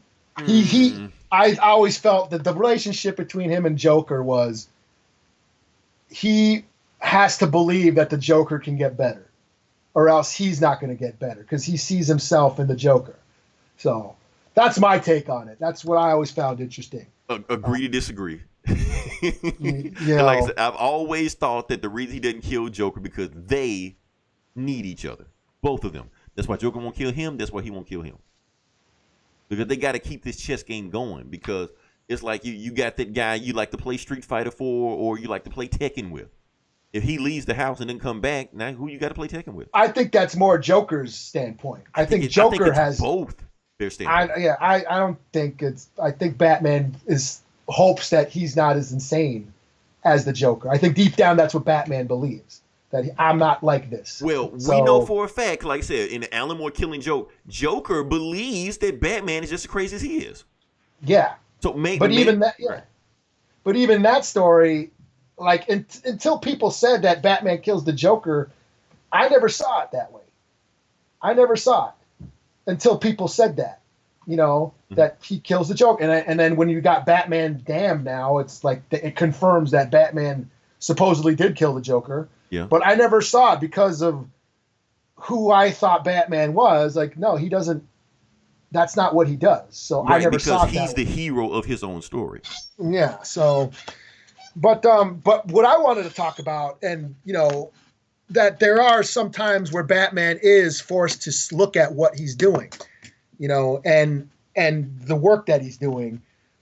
And when I talked about the Batman 44 from the New 52 run, it's Scott Snyder and Jock actually did the book, and it's just a standalone story where Batman's investigating the death of a young black teenager by a cop, and he just unfolds this whole scenario about the racism and the crime and the poverty of Gotham City, mm-hmm. and he questions what he's doing, right, and questions his methods and how people view him. Like, he thinks he's trying to help the city and save Gotham, but all he is instilling fear. The same way that the police people instill fear in in lower income communities, right? So he had to look at himself and really, like take that hard look at like, what am I doing here? And at the end of the book, these like kids on the street are running away from him, right. And he's like, no, wait. And he basically said, I'm Batman. Talk to me. Like, and the kids are like, what? It's like, don't. Right, basically, he's like, he don't. builds himself this fear. The object of fear. People scared to talk to him. Like, maybe if I spend less time dishing out punishment and more time sort of nurturing and monitoring the neighborhood, that maybe the neighborhood Gotham won't need punishment. Right. So that was just, and that story always stuck out to me and especially at the time it came out, because it came out like right when the Ferguson riots and all that, the Black Lives Matter movement had just started up, and right, and it just came out just during that really relevant time. And I think in the Superman book around the same time, like Superman was like standing between the police and a protest himself. Yeah. So it really, it just basically made that allegory of Batman as a police officer, just kind of doing, not having to answer for any of his actions. Right. And he had to take a look at himself, like, what the fuck am I doing here? Like, what can I do differently about all this? And that, like I said, that story really stood out, so props to Snyder for going. Can I bring up another BVS moment? Okay. It's another thing I actually liked about the movie, even though they kind of fucked that up too. Yeah. Okay. Because I think in the BVS movie, I think they were trying to use Batman as a metaphor for police brutality.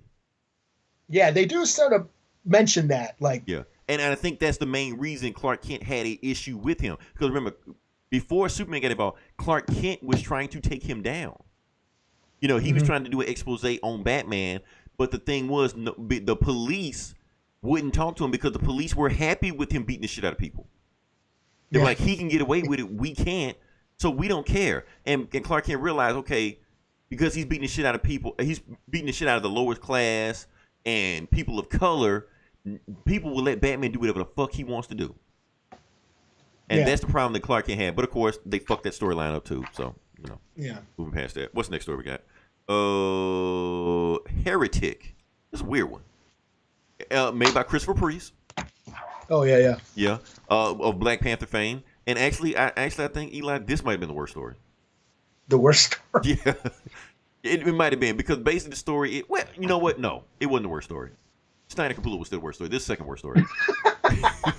Because basically with the story, and I actually do like some things about it because basically with the story about like this ninja that had excommunicated himself from the League of Assassins, and he was running like an underground railroad where he was trying to get other people out of the League of Assassins, and the whole thing was the reason they're doing it because they were taking inspiration from Bruce Wayne, because Bruce Wayne, joined the League of Assassins and he got out. And he broke the code, yeah. Yeah, they like. Well, I didn't think it was that bad. I mean, shit. After I thought about it, I was just like, but now I'm telling it to myself. I'm like, well, actually, it is kind of a cool concept. Yeah, I thought it was fine. Because they think about it. Okay, Batman got out. Well, Bruce Wayne got out. Then we can get out. He gave them hope to get out of there, but that's not how this works. Now, not Leroy. I'm talking to myself. Eli, let me ask you this. Have you seen Naruto? That the ninja, like, believe it, or whatever. Yeah, believe it, motherfucker. Yeah, that's it. Yeah. Okay, so you understand the concept of Naruto. Yeah. So basically, they have a ninja clan, and one of the number one rules of a ninja clan is that you are not allowed to leave. Mm-hmm. And if you do leave, they either come back and get you to bring you back to the clan, or they kill you. And the reason I bring up Naruto because, like I said, he's all about ninja clans, stuff like that. So his best friend Sasuke leaves, and Naruto's like, I'm gonna bring my best friend back because I believe in him. And while he's chasing after him, the other head ninjas are like, y'all go with Naruto, just kill that guy, just be done with it. That's their plan. Because the thing is, if a rogue ninja, if he gets caught by somebody, he could tell the clan secrets. Or he could turn on the clan and tell them everything. So he's a liability. He has to go. And that's the same thing with the League of Assassins in the Batman book. They're like, any ninja that, that gets away from us, we have to kill him for the betterment of the clan. And that's how they look at, now why they don't do Batman like that? Maybe because they can't kill Batman. Because he's better than him. It's Batman. Yeah. So, but yeah, anybody else, they're like, nah, we got to kill him. So Batman's like, if I can't find any rogue ninjas trying to leave, I'm going to help them. And the other head ninjas, like, if I find any rogue ninjas, I'm going to kill them. And they just kind of go their separate ways, So they start a Wu-Tang clan. Basically. An offshoot of Shaolin. Right. So what's the next story we got? I know. What does I know? This is the Bendis one. Oh, yeah. The Bendis and the Penguin. Batman and the Penguin. How do I feel about this story? I'm trying to see how I feel about this. I don't know how I feel about this one, Eli. With most Bendis stories, I don't know how to feel. It's interesting. It's not bad. It's got some okay stuff too. Okay. I guess. Yeah. Okay. Let me just explain it. Yeah. Okay. So this is we're both unsure. Yeah. So all of it, maybe we say it out loud, we can understand where we're going with this. Okay. So basically, it's like in the future, Batman's like 80 years old. Fuck it. He's 80 years old right now at the present time. Yeah. So he's in a wheelchair right now. He gets visited by Oswald Cobblepot. And Oswald Cobblepot is telling him, yeah, the wheelchair thing, I put you in a wheelchair. And guess what, dumbass? I've known you've been Batman for decades. He basically just tells him this shit like that. And he said, the reason I didn't kill you is because so many people here trying to kill you before. And if I kill you, I might miss and you might come after me. So I wanted to cripple you just enough to make sure you stay where you are, But then Batman realizes, then Batman tells him, guess what? I know you knew who I was. I know you'd be here right now. So he shocks him, and two dudes grab him. I guess it might have been the Sons of Batman or some orderlies, something like that, because Bendis hints at that the Dark Knight Returns exists in this timeline. So many people took a shot at you and missed, Batman. Even Superman took a shot at you and missed. So it makes it seem like the Dark Knight Returns exists here, So okay, yeah. Maybe. I don't know. I just thought, it's basically Bendis trying to rewrite a mythology again. Yeah. Maybe? So it's Bendis being Bendis. Yeah. It was a very Bendis-y Batman. Yeah, and I was like, okay, sure. Sure. Okay. Yeah. Still don't know how to feel. Okay. Yeah. The next one, the next one is kind of interesting. The Last Crime in Gotham. Yeah, this was interesting. So basically, it's just Batman, Alfred. It's Batman's birthday. Alfred gives him birthday cake, tells him to make a wish, and his wish is basically there's no more crime in Gotham. He's married to Catwoman. They got another daughter named Echo. Joker's dead. All of his Rose Gallery is dead because they offed each other.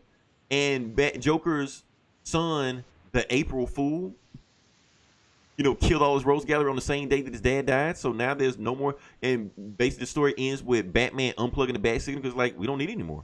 Like, Gordon, you go home to Barbara. I go home to my family. That's it. So Batman's wish is that all his enemies were dead?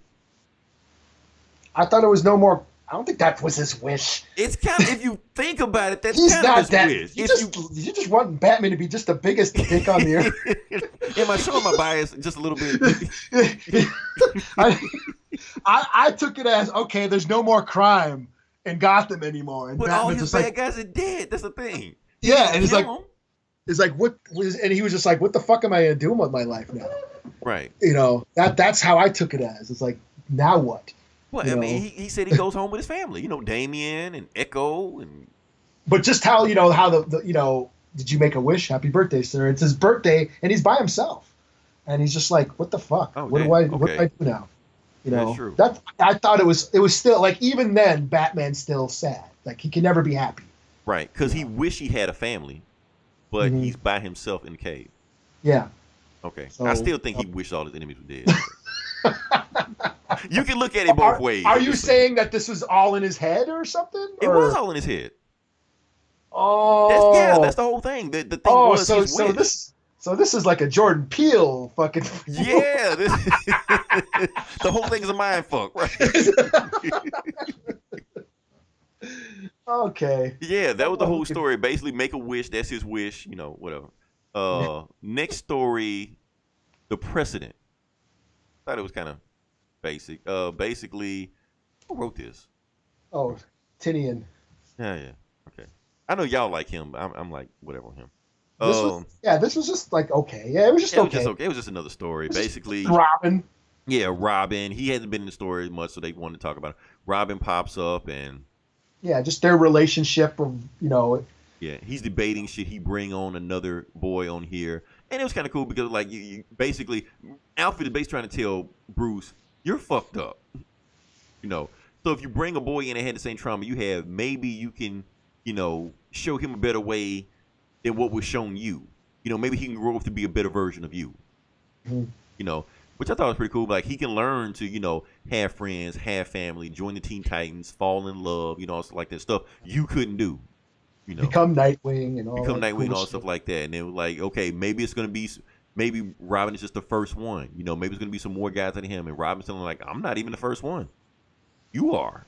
And he basically telling him that, and basically kind of showed that, why Dick Grayson is so special compared to everybody else in there. So, cool story. I never cared about Tinian. I honestly, I think Tinian is kind of a, okay writer. Yeah, he's kind of serviceable. Yeah. I mean, I like the run. I mean, I like this. When he had the family. Yeah. When he just made X-Men out of the Bat family. Sure, that was cool. The next one is, what is this? Batman's Greatest Case. That's pretty cool. This was Tom King, right? This is Tom King. Tom King. Okay, this I thought was pretty cool. All the sidekicks, pop-ups like that. Even Alfred, which I thought was kind of, maybe Alfred shouldn't be here. Just because it kind of automatically gives away his identity. I guess, yeah. It was sentimental. It was sentimental. It was sentimental. It was. I did like the story. I just, just plot reasons, plot holes, like maybe he shouldn't be here. But I understood why he was there, metaphorically wise he should be there. Basically, it's the day of, the is it his birthday or is it the day, or is it his mom's birthday? I thought it was the anniversary of their death, right? There's a lot of shit for the anniversary. Damn. He got like a whole schedule. How's he fight crime? You want to kill somebody on that day? Just find out when Batman's parents died. Just have a purge. Shit. But either way, it's just he calls the Bat family together for something, and they're all just kind of wondering, why are we here? Did you do something, Dick? Did you do something, Damien? And they're all just like trying to figure out what the fuck is going on. And then Damien kind of talks shit to Nightwing by saying, you're the worst detective here, right? Yeah, Richard. We call him Richard, and then it turns out Batman just wanted to take a picture of his family. Yeah. You know, take a selfie. Yep. But And it ties all to the theme because he lost his family. Yeah, and then he leaves that picture on the grave of his parents. Right, because he found another family. Yeah, that's what that's what his case was. The greatest case, his greatest mystery that he needed to solve was to find his own family. Right. Find his family again. Right. Which, hey, Tom King is Tom King for a reason. Yeah. I thought that was an awesome story, just the way it tied up. Because Tom King can make an awesome story where nobody ever even throws a punch. Yeah. Yeah, and that's what and given that lately his stories have been okay, but what I liked about the Tom King run on Batman is it's getting more into the personal side, the cerebral side of Batman. But do I want a humanized Batman? I don't know how I feel about that yet. I mean, it gets into like, it's more personal. I mean, it's more emotional, and I've enjoyed it. Yeah, I mean, because Scott Snyder's run, he was a superhero, basically. Oh yeah, I mean, he was. Yeah, Snyder was Snyder. Right. But I mean, and that's the thing is like, you're not going to top that run with Snyder and Capullo. Right, and you can't copy it by doing what they did. So Tom King went a completely different direction. Yeah, he made it more about drama and character. Yeah. So, and some of it's worked. Some like lately, like it's been kind of dragging this past few months on the Batman run, but the War of Joker and Riddles. I mean, that Bane run, and there's been some good shit. Cool. So. All right. You got one more? Yeah, last one. Yeah. And this one, I hate that it was spoiled for me because they announced this like two weeks ago. Anyway, the last story is Medieval, and this is Tomasi. He's actually pretty good. Tomasi good. Oh yeah. Okay. Yeah. So basically, the story is, and this was basically, I felt like I wrote this story because he was saying everything I was thinking. Oh yeah, I can tell. I'm like, yes. In fact, I was reading it like this is just Leroy on the internet. Fuck Batman. This is Leroy's comment section on every Batman post. Like they wrote this just for me. And so yeah, basically the whole book is about basically the spoiler of the book is the last panel is the Arkham Knight. Yeah. For those who don't know who the Arkham Knight is, he was the bad guy in the last Batman video game. The Arkham Knight, Mm-hmm. So this is his comic book debut. Now, is it Jason Todd? It can't be Jason Todd. There's no way to be Jason Todd. Because if they established the Red Hood over here, right? So the Red Hood's running around, he's kissing Batman's ass, stuff like that. So for him to turn around and be the Arkham Knight, that would almost be a character betrayal because now he's kissing Batman's ass now. Yeah. So who is it going to be? Is it going to be Talia or I don't know? It can be anybody, Future Damien or some shit. You know who it reminds me of is a person that wasn't even in this book. Asriel. Oh yeah. Well, Asriel was nowhere in this book. He's right there in the family. Was he? The fucking selfie. He's in the background. Oh fuck! I look at it again. Okay, well that kills that theory. No, that's not Asriel. Oh no, that's Spoiler. Oh, no, or Orphan or something. Or Orphan. One of them. Yeah. Okay. No, sorry. Yeah, that's not him. Okay. Oh, damn. I could have sworn that was him. Yeah, I looked. Asriel was nowhere in this book. I was like, damn, okay, they missing a Batman member. But anyway. Yeah, that was him. But I see a tit underneath that cloak, so that's not. Asriel has no tits. So. I was like, that ain't him.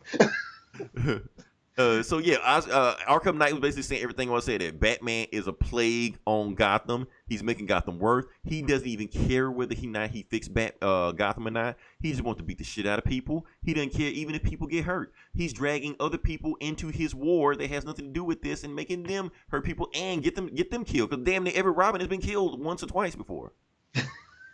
Once or twice. Yeah, so it's just like. The Arkham Knight is like, no, I'm going to take Batman. In his eyes, Batman is the villain. And he's going to get rid of Batman to make Gotham a better place. And I'm like, hell yeah. Like, he's my hero. When his book come out? So, yeah, but the Arkham Knight was saying everything I was thinking. Batman, say it real fast. Batman, bad man. Batman, yeah. Bad man. I'm like, okay. Maybe it was a little too on the nose with that one, but yeah, I get the sentiment. So yeah. So and I can't be the only person saying this stuff about Batman. I know I'm not. No, I get I a mean, lot of shit every time I say this stuff. yeah, and I think that's the thing is like for me, what I like about Batman is the world of Gotham, and Right. and just that universe that Gotham, exists in. What I love about the cartoon, it's just this other world fantastical realm, and it's its own reality. And in that universe, I love how Batman exists in that world and his relationship with all his rogues galleries. They're all just a reflection of him, So that's what I love.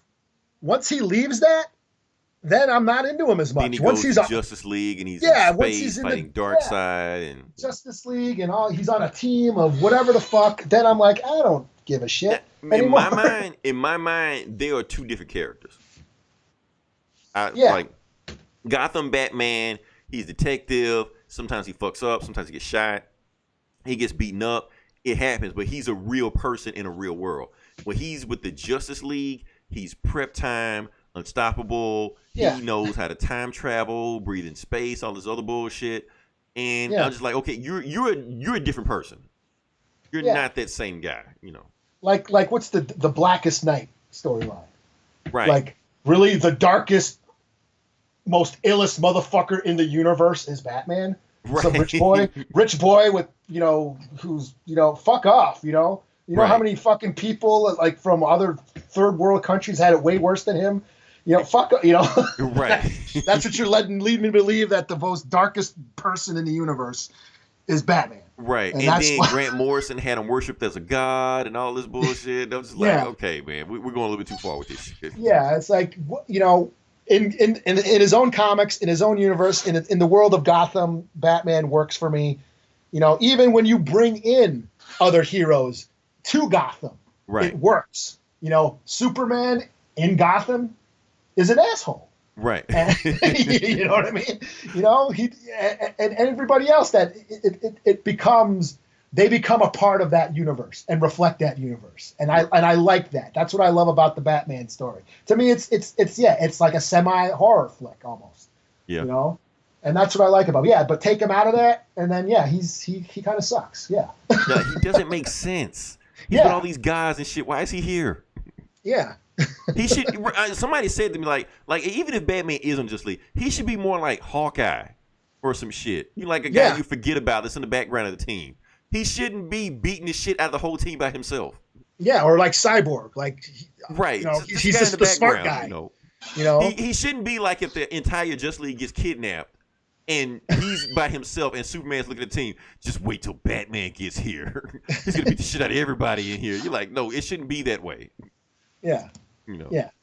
So I don't know. But my thing about here's the thing. I talk shit about Batman. I like Batman. He's one of my favorite characters. He is one of my favorite comics too. My thing is the thing I find interesting about Batman because there's a lot of hypocrisy about Batman. He thinks he's the hero of his own story, but I think he does make shit worse. And I like reading about the hypocrisy of that. It's like the whole world of Gotham and his child soldiers. Gordon turn the blind eye, do whatever he want to. I find all this stuff interesting, but I don't necessarily idolize Batman or look at Batman as a hero. I looked at him like a fucked up character, and Yeah. being a fucked up character makes him interesting to me. yeah, and same here.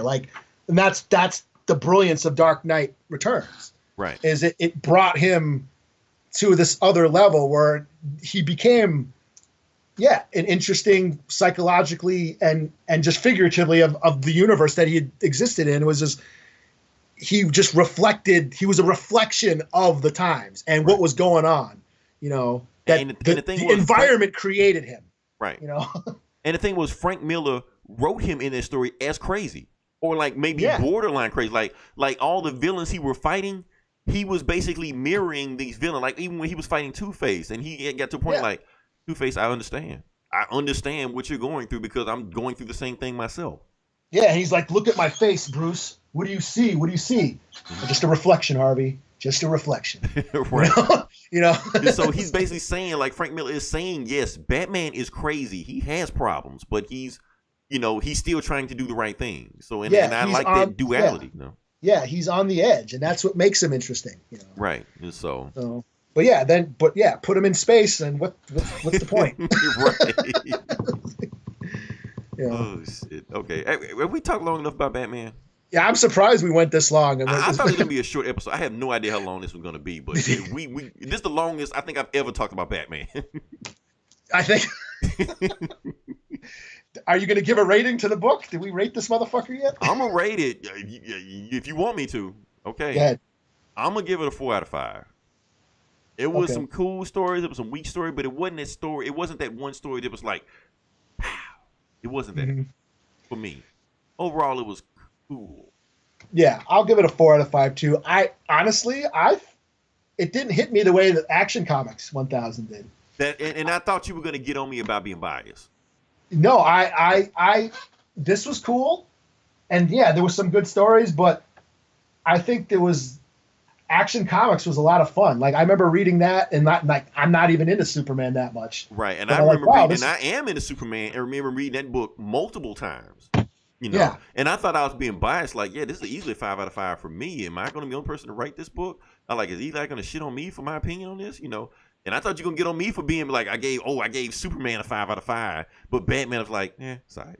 You know, Yeah, so it's I thought just you were gonna get on me about that, but you know, it's yeah, it was. I mean, it was cool. There was some fun. Like I think the the Dini story is a lot of fun. Yeah. The Kevin Smith was a lot of fun. Probably what it was the Capullo and Snyder being disappointing. that's what You I was know. expecting. I was hoping that, and that was the lead off story. Yeah, So I was expecting more for that. more boom bang, with You that. know. Yeah, the Tinian story was just okay. I mean, even the Jeff Johns story was just okay. Yeah. You had all this big talent, and they just gave some so-so stories. So So You I know. don't know. It's I like guess I was reason expecting Paul more. Dini, I think, succeeded where the other ones didn't because Paul Dini knows how to write a short story. Like when he was on the main writing staff of Batman, even the comics, he was making one shot stories, get in, get Yeah. out. A lot of these guys, I think they struggle with making just a get in, get out story. Like don't make a long reaching arc, tell your story, get in, get out. And Dini and the knows how to Denny, do that. yeah, and the Denny the strongest stories are just the shorter one, like the Denny O'Neil. Denny O'Neil knows how to do that because that's how they Yeah. wrote those stories back then. Yeah, whereas Jeff Johns and fucking Bendis, they were trying to cram all this shit Right. and do these big giant like revelations, and it was just You're okay. like, that's it? Okay. Just give me where like you get Kevin Smith. Oh, okay, that was cool. That's You know? bad when Kevin Smith had one of the best stories. Oh, man. All right, let's go ahead and wrap this thing up. I think we're going long. Okay, like I said, if you listen this long, definitely like, share, and subscribe. We have our sister podcast, Geek Sav. We have other podcast, Comic Cast. I think Comic Cast did this one also, but I don't know how deep they're going to go with this. I think they're going to do like a whole shitload of books that we didn't do also. So if you want to get a comic book fix, listen to Comic Cast. Yeah. We also got Hoodoo TV, Get Valiant, This Instruments and Instruction, Geeks and Comics. I fucked that up, but oh well. We'll power through that one. Next week, we're just going to do an all-out Shazam story. I've already have my tickets. We're going to do an all-out Shazam review. Good, bad, ugly, whatever. Just going to give it to it and just go from there. Until then, this is Leroy. This is Eli. And we will follow you guys. Same bat time, same bat channel. Cool. Da-da-da.